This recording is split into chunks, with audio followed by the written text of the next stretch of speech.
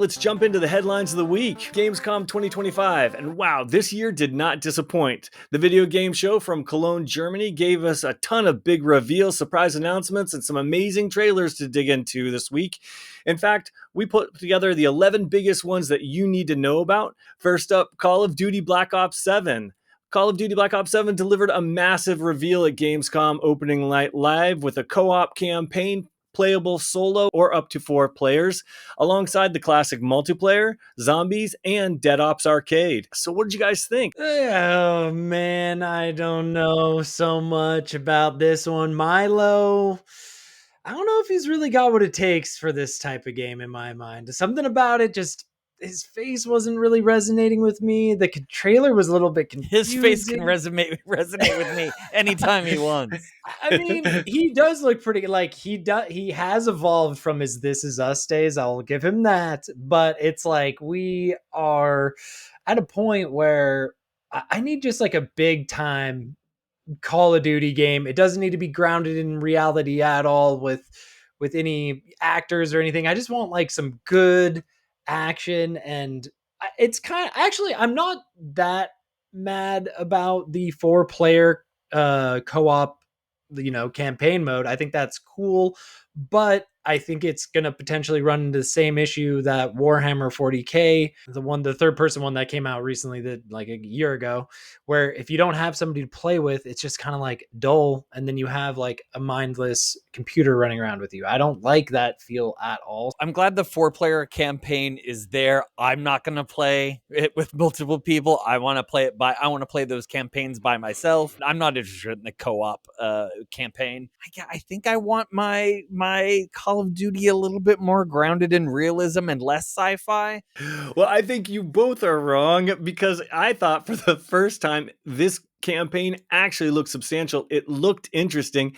And since it's multiplayer, I think we should all play it together because it would be really fun. It looks meatier than your average campaign. It looks like it's got a coherent narrative. I think this one, 4-player co-op, this could be a good time, gentlemen. Speaking of good times, Hollow Knight. The first game was so well received that everyone and their dog has been waiting forever for the second game.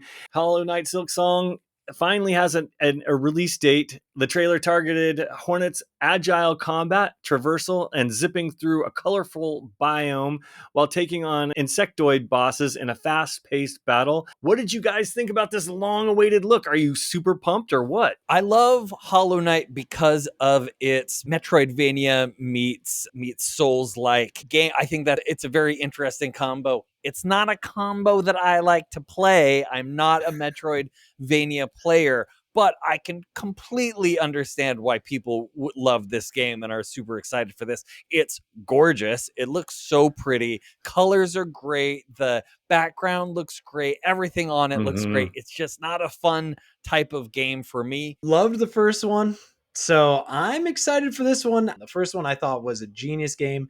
Played so well on the Switch. I probably played the most I've played on a game on the Switch with just it was so good, and I loved it. So I don't know. I'll probably end up still picking this one up probably day one, honestly. I'm excited about it, but I am now prepared for the amount of how Souls-like it can be. The trailer itself said there's over 40 bosses. So Lord, you're going to be so happy with this. Yeah, I thought the combat looked very fun. Looked like the style I know and love. And man, when you're just like nailing those acrobatics and like hitting enemies on the fly, what a good feeling. That game had some magic about it. I'd love to know how you feel now about Resident Evil Requiem. Capcom unveiled Resident Evil Requiem in their third trailer, introducing again the new protagonist, FBI analyst Grace Ashcroft, whose story connects back to Raccoon City's history, but we're not exactly sure. The trailer did feature tense stealth, grotesque new bio creatures, puzzle solving in the dark atmospheric environments. This one launches February 27th on PS5, Xbox Series, and PC. What did you guys think? Did this look better to you, or is it just more of the same? I thought the trailer was actually pretty cool. The one that it was scary, lights going out. She didn't know what was going on. The mother kind of knew something was up. I was like, this is a pretty good, like, it was definitely a good tease. I'm definitely getting more and more hyped for this game, I think, as I see more of it. So I thought it was a good trailer. It was a good turnout from Requiem. The scary bad guy was scary, but let me tell you what the scariest thing from this trailer was. It was the fact that that girl was wearing her shoes on the bed. That scared Oh. me more than anything else I had seen in that thing. It drove me nuts. And she seemed super annoying. So I'm already not interested in playing that game because I don't like the horror games. I hope there's some evolution in her character from what she was there to what she ends up being in the game, because man, she was pretty annoying. Yeah, let me just say, I'm hoping there isn't some sort of like panic attack, like suppressant mini game in that in there, because I felt like they were kind of giving us that with the mother saying like, take your deep breaths, like calm down, and I'm like, oh no, yeah. are we about to like, is this going to be something we're going to have to manage in the game? And Ooh. that kind of got me a little scared, but I was wondering what was making me so freaked out. It was the shoes on the bed. So good call, Molly. Nailed it. This looks more the same to me. I don't love the colors that they've chosen. I don't really understand the story. All that being said, I'm super pumped, and I'm day one on this puppy. Even though this isn't the most exciting Resident Evil, I'm convinced it's going to be great, and I will let you guys know exactly how it turns out and how often she puts her shoes on the bed. Let's talk about one of those trailers that had our resident Matt Lord super pumped, and that is Warhammer 40k Dawn of War 4. Now, this debuted with a cinematic trailer showing massive clashes between Space Marines, Orcs, Necrons, and Adeptus Mechanicus on the planet Cronus. The reveal emphasized large-scale RTS battles, war machines, and a return to epic sci-fi warfare. I didn't expect to get a fourth bad boy. Dawn of War, I have such good memories of just sitting on that family E machine and trying to run that thing chugging at like 5 FPS, getting all the armies battling, and it was such a blast. Like, it's great that we're finally getting another iteration, and I loved the look of the battles that were going on, because usually in these RTSs it kind of gets a little muddy, you can't really see what was going on. I thought it was crystal clear action. I love seeing top down action like that on a large scale. I was pretty hyped. This is a game that I definitely have on my radar, and I love the 40k universe. Well, I love an RTS. I've never really jived with the Warhammer world because I'm a huge Magic fan. I love anytime I can use magic. So even though there is magic in there, it's not a huge part of the Warhammer world, but I do love an RTS, and this one looked really good. I totally agree with you on the troops looked all very distinctive from what we saw. Everything, I also agree, crystal clear. I'm not a PC gamer, so hopefully it is coming out on consoles, probably not day one. I'm looking forward to this one. I think I definitely want to give this one a shot. This is not a game for this me. passing by, Dan. Yeah, no. In fact, I don't want to bag on your favorite series or whatever, but I don't quite get it. But one game I definitely do get is Ghost of Yotei. I think that one looks amazing. Ghost of Yotei, Song of Vengeance, was shown off again by Sucker Punch. They showed a trailer starring Atsu on a bloody quest for vengeance against the Yotei Six. The trailer showcased sweeping, snowy landscapes, cinematic katana duels, and stealthy assassinations in stormy mountain temples. What did you guys think? Are you in? Are you out? We've seen so much of this game already. Yeah. For some reason, something about this trailer, this was the one that put me over the edge, and I'm like, I'm pretty pumped for this game. I don't know what, I cannot explain it. Something about it just clicked with me this time. I think it looks great, and it makes me want to go play Ghost of Tsushima, because I've never played that one, and get my whistle wet for this one. I think it looks beautiful. We've seen this trailer 7 times. Like, I couldn't understand what was going on. I was like, we've seen all this material. I'm trying to actually think of what was like new in it. I don't think there was anything new. Yeah. No, I think it just has now batted me over the head so much with it that I'm like, okay, I'll get it. So, I mean, yeah, I guess they gave us a little more, like, it was a more concise trailer. Sure, it was a little shorter. I mean, the action looks up there. It's just one of those games that, yeah, I'll probably wait for one of you guys to pick it up, and then I'll jump on board after Dan picks it up and gives it a whirl. This one interested me for sure, and I've been a huge fan of these games for such a long time, or these, the first one, and so the second one I can't wait to get my hands on. This trailer did nothing for me because the other trailers, kind of like you said before, were longer, more in depth. I got to see more of the revenge story. I got to see the graphics and the changing of the memories and the town and everything that they were doing, and the more of the combat. This was just a little bit like, hey, I'm here, and I'm like, great, I know you're there. I'll get to you eventually, but this trailer didn't do anything for me. But that's fine because it didn't really have to, because I'm already sold. Love that. Moving on to Vampire the Masquerade Bloodlines 2. So this game returned with a new trailer exploring Seattle's gothic underworld. Footage showed brutal hand-to-hand combat, supernatural vampire powers, and the dangerous politics of the undead society. Have you guys played this first one? Did this do anything for you? I never played the first one. A lot of hype around this game, though, which I'm so surprised by, and I haven't really I haven't dove into with the first one. I don't know, but people are stoked. I'm trying to figure that one out. I haven't played it either, but I saw this trailer, and I think I can pin down why this resonated with me so much. Is because this is the combat that I want Blood of the Dawnwalker to have. Oh, it was like in your face, ripping off stuff. It wasn't like choosing a direction on your D-pad to make sure you hit correctly. So I think that's why this resonated. The facial animations look great. I think I'm really hungry for a meaty vampire game, and I think this one might take it over from Blood of Dawnwalker. And yeah, some of the combat things with like the heart exploding from far and like damaging the enemies, I thought that was really cool. Some of this stuff I thought looked awesome. So it's one of those games where I'm like, very intriguing. Hopefully it's one of those games that you can jump in the sequel and not have to worry so much about the first one. Moving on, we've got Halloween the game. This is Gun Media and Ilphonic returning together. You might remember them for such classics like Friday the 13th the game. Well, that dynamic duo is back and have announced Halloween the game, an asymmetrical horror experience pitting survivors against Michael Myers. It does actually have multiplayer, single player, and I think there's like a mode with offline bots.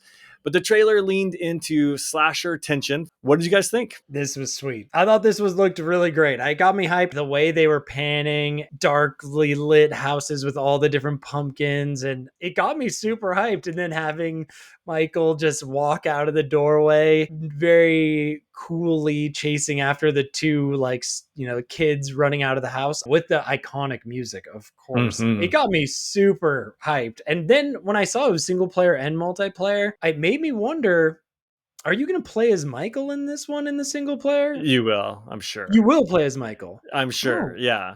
Because I think that's what they did with Friday the 13th. You were Jason, and they set up scenarios and stuff like that. Interesting. And I'm guessing that they're going to do exactly that. Looks even more hyped. I think that was a great idea because that could be a lot of fun. Molding? So one of the reasons I love Dead by Daylight so much is because you have a choice of so many different killers and so many different powers. One killer on a game like this, man, that kind of drives me nuts. It's one of the reasons I didn't like Friday the 13th, other than the fact that was one of the ugliest games I've ever seen in my life.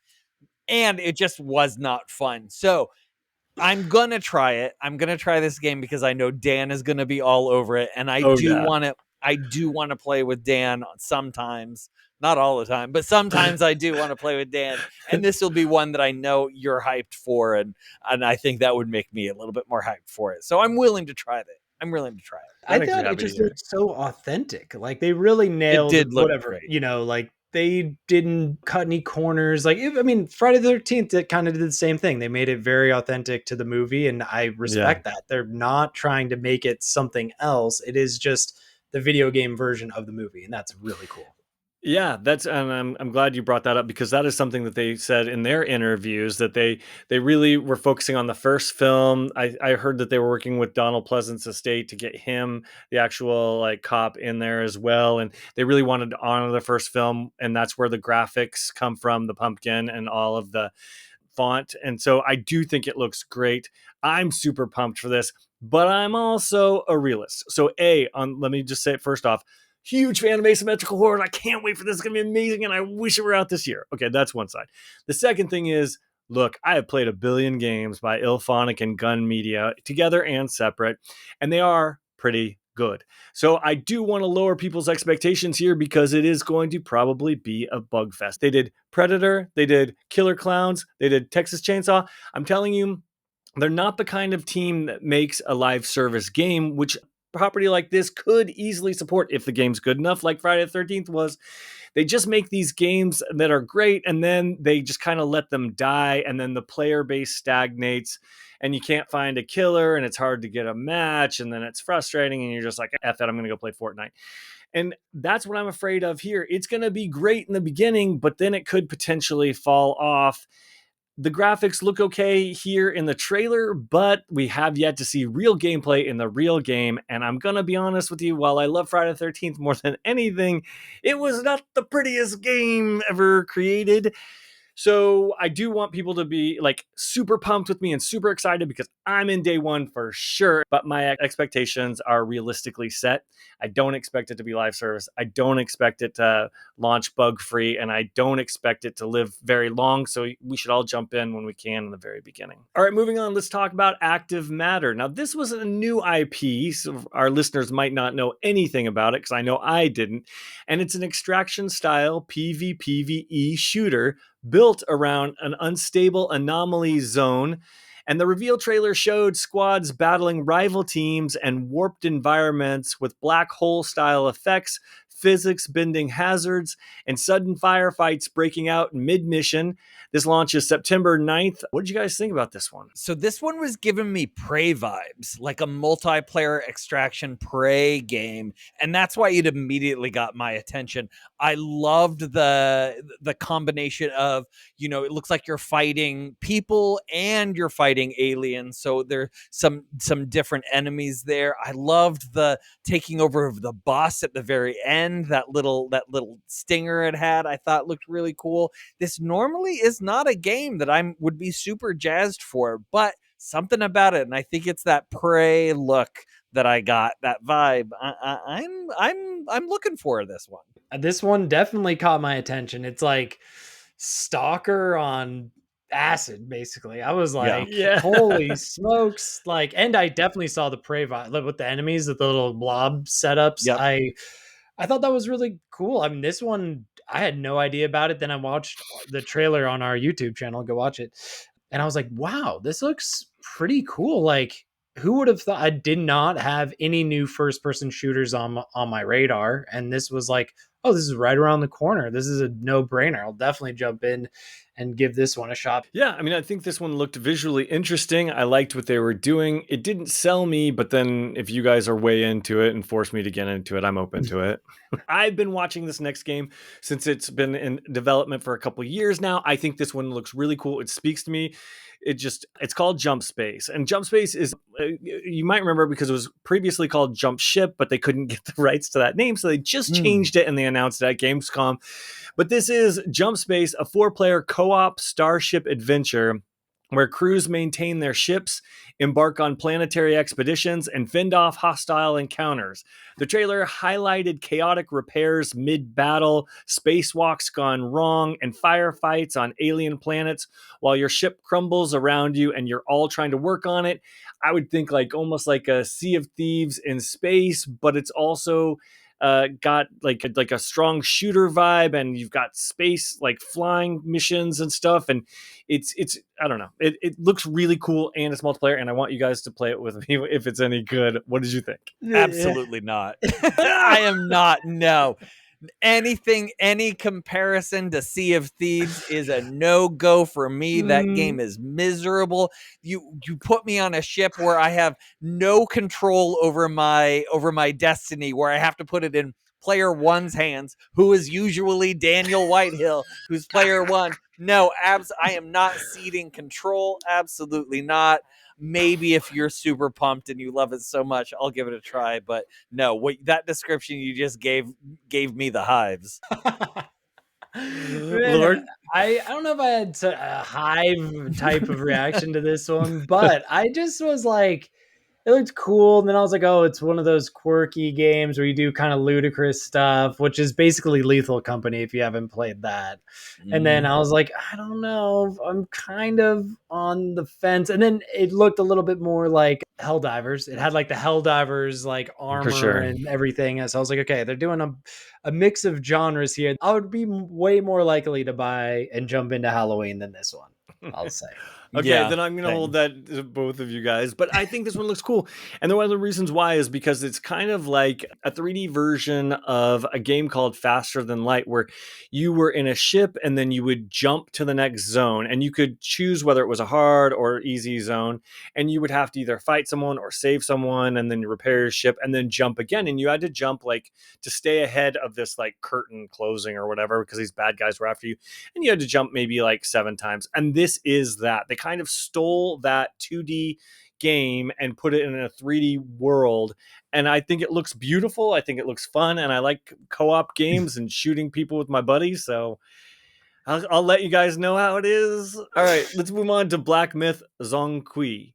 Now, Game Science announces Black Myth Zhong Kui, the follow-up to Wukong. The cinematic trailer showed the Taoist demon slayer Zhong Kui cutting down hordes of mythological creatures, summoning magic, and even charging into battle atop a massive tiger. This is the follow-up to the uber-popular game. What did you guys think? I mean, people love Black Myth Wukong. I have not got a chance to play it yet. Now that it's on Xbox, if it's not on Xbox now, Xbox soon. Yeah, I think it maybe released.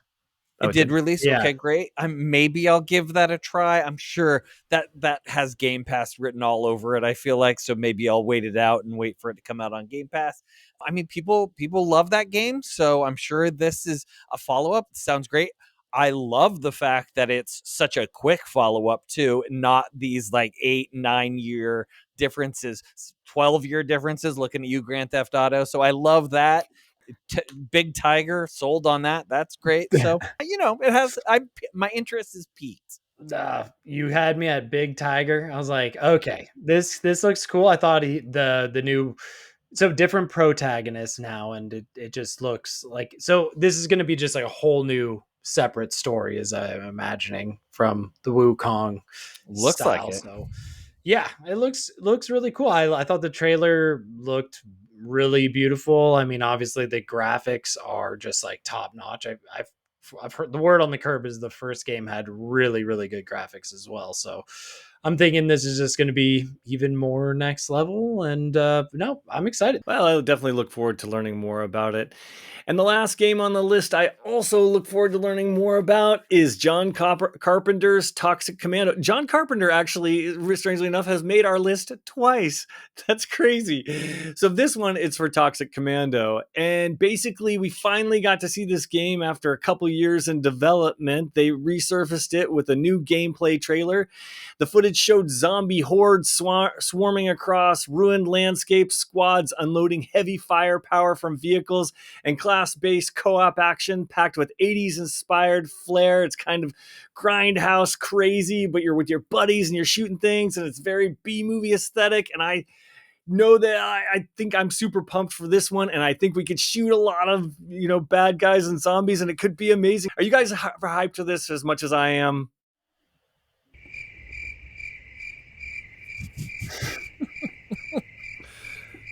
Okay, I take that as no, not really. No, man, I'm sorry. Sorry. This one was just kind of like, oh, been there, done that. You got Left 4 Dead and Back 4 Blood. So I didn't think it looked good, like graphics wise. I didn't think it looked good. It just didn't. Nothing really jumped out at me. No, it's not.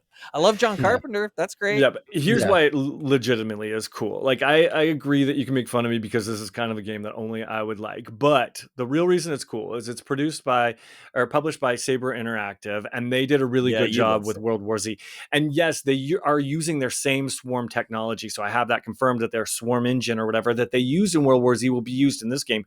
So it's like taking that really cool like zombie horde technology that I loved shooting, and it's putting it in a new universe. It's day one purchase for me, but probably I'm the only one.